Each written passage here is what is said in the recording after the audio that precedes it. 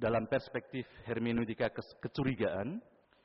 Dari metode genealogi yang diusung Nietzsche, kita akan mencoba memahami mengapa ia dijuluki guru pencuriga.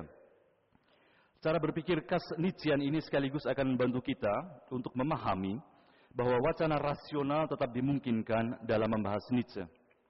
Hanya rasionalitas di situ mesti dipahami sekali lagi menurut kacamata Nietzsche dalam arti rasio agung yang adalah tubuh manusia dengan segala insting, nafsu, hasrat termasuk pemikirannya.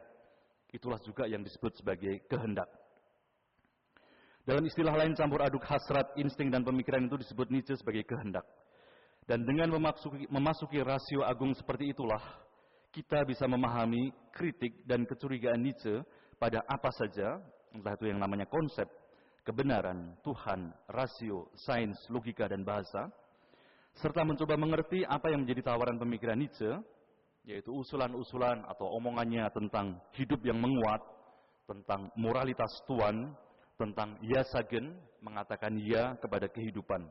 Saya ingin berbicara tentang relevansi filsafat Nietzsche dalam konteks kontemporer saat ini. Jadi konteks kontemporer saat ini sebagaimana dilihat oleh Derrida di Roux itu berbicara tentang globalisasi atau yang mungkin dalam bahasanya Derrida mondialisasi. Di situ dia melihat kaitan antara rasionalitas dengan kedaulatan negara. Jadi dia di situ melihat tentang voyeukrasi, tentang perilaku rogue, perilaku bastard, perilaku yang irasional, perilaku yang menyimpang di abad pertengahan, dan di situ dijadikan semacam musuh bersama oleh kaum borjuis untuk dinormalkan secara behavior, mungkin agak mirip dengan asilumnya Nietzsche, Foucault saya kira.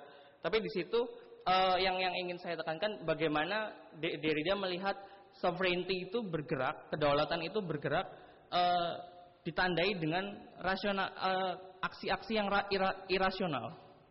Jadi di situ dia melihat kedaulatan itu sendiri adalah sesuatu yang irasional. Tapi paradoksnya dia menggunakan jargon-jargon yang rasional dan jargon-jargon yang universal.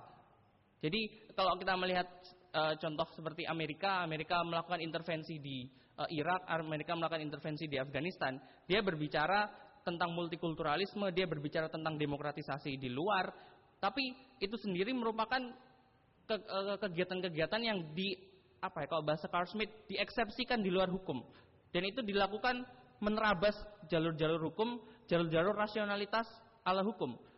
Di situ yang membuat Derrida melihat bahwa rasionalitas itu adalah irasionalitas dengan nama lain. Nah, yang ingin saya lihat di sini ada semacam perbedaan konteks pemikiran filsafat Nietzsche dengan konteks saat ini dengan konteks di mana filsafat Nietzsche itu lahir.